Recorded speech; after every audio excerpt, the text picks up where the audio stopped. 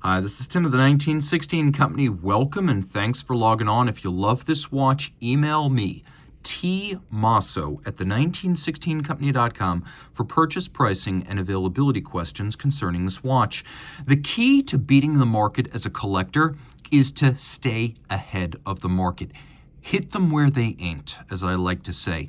What the market understands is what it sees on blogs, auction sites, and social media. Things that have been discovered. Brass movement era F. P. Journe, 1988 to 1994 Daniel Leroux, 1980s Breguet watches that are effectively watches by Daniel Leroux. But where do you look if you want value that has not been discovered yet?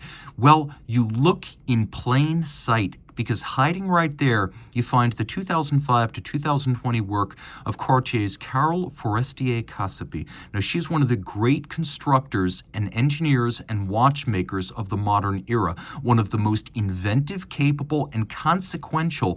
The meat of her career was building Cartier into a world-class horlogerie manufacture, from its origins as a branding operation that made fine watches principally constructed elsewhere to a fully integrated manufacturer out of La Chaux-de-Fonds. Cartier's journey to that stature is one and the same as Carole Forestier's journey to the forefront of her profession. And each year, the company would launch a small number of monster complications at SIHH, often in the Rotonde de Cartier case, and that is exactly what we have right here from that golden era that she led. Really, the era was 2005 to 2015, because Cartier started pulling back from high horology, and she eventually left because of what changed between 2015 and 2020.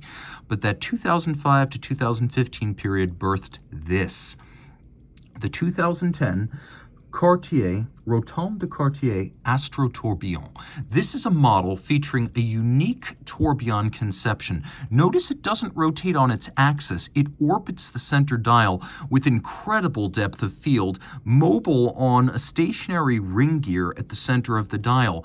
In gray gold, which is the type of white that requires no plating, we have a 47 millimeter case that I measure at 14.8 millimeters thick and 52.8 millimeters from lug tip to lug tip. Now, it is 23.5 millimeters wide between the lugs, which is kind of idiosyncratic, but still, if you get an OEM or a custom strap cut to 23.5, it will fit. Good form here. Screws and bars fixing the strap to this expensive and heavy watch. I always like to see that. It's a little bit more secure than spring bars. You can also see that there's a recess in the flank of the case that allows the strap to be close hewn to the case and the pivot points as far inboard as possible, making this watch easier to wear on a smaller wrist. It also creates a more integrated look, as there's not a lot of daylight between strap and case.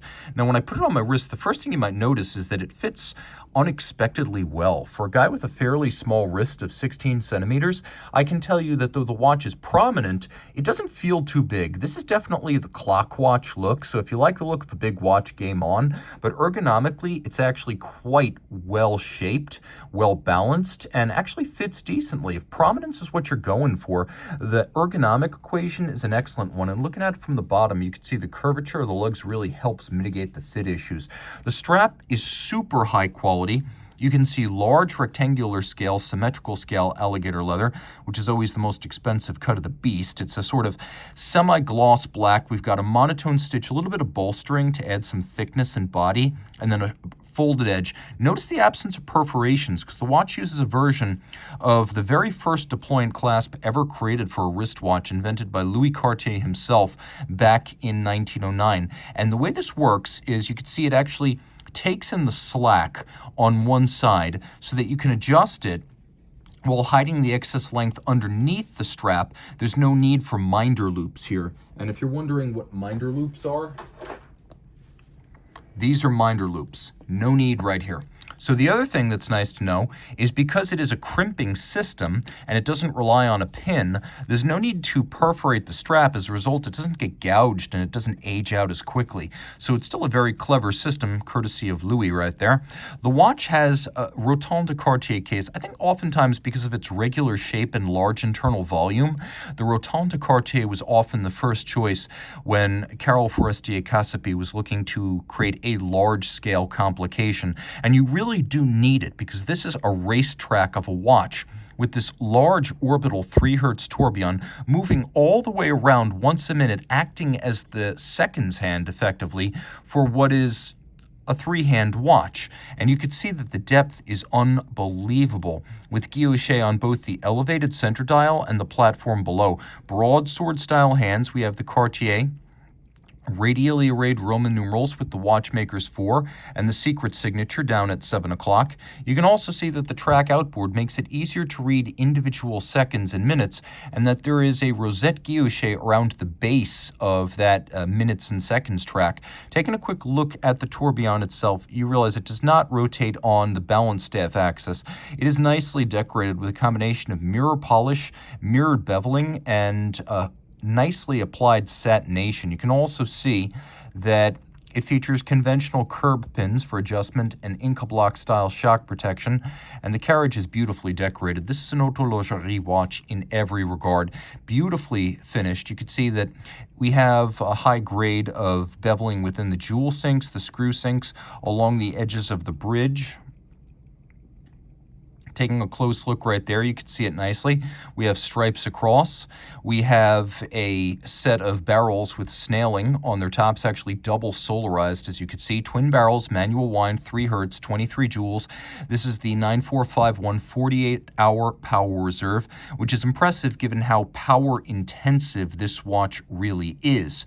What's important to remember here is that by the time this watch was made, Cartier was a fully integrated manufacturer, no longer buying clasps from one supplier, dials from another, movements from contractors. This is Cartier's own execution, designed, built, and decorated in its own factory. So Cartier, not just horlogerie, not just complicated, but also integrated in a way that does justice to the word manufacture. And this watch is incredibly rare. These cross my desk once in a blue moon. I see tons of Tanks and Santos, Panthère, and others, but the truly complicated Carole Forestier watches, they are uncommon and a rare pleasure for me. This one can be a rare pleasure for you. There is no Patek, no Vacheron, no Audemars Piguet that looks and works like this, nor any that has the Cartier pedigree, a company that will be forever around to service this watch. There are a lot of boutique independents doing interesting time displays. How many of them are you confident will be around in 20, 30, 40 years? Cartier is forever.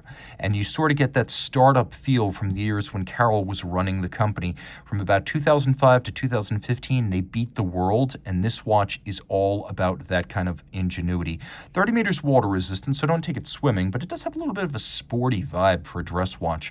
Reach out to me, Team Mosso at the 1916company.com for purchase and pricing details.